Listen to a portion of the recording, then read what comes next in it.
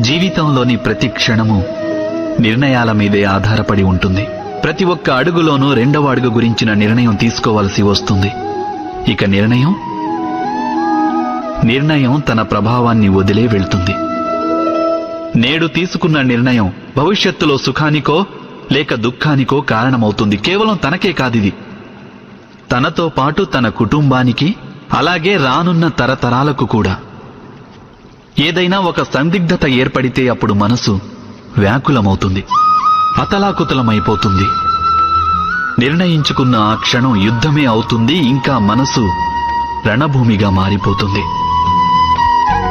సాధారణంగా నిర్ణయాలు మనం సందిగ్ధతను నశింపజేయడానికి కాక కేవలం మనసును శాంతింపజేయడానికే తీసుకుంటాం.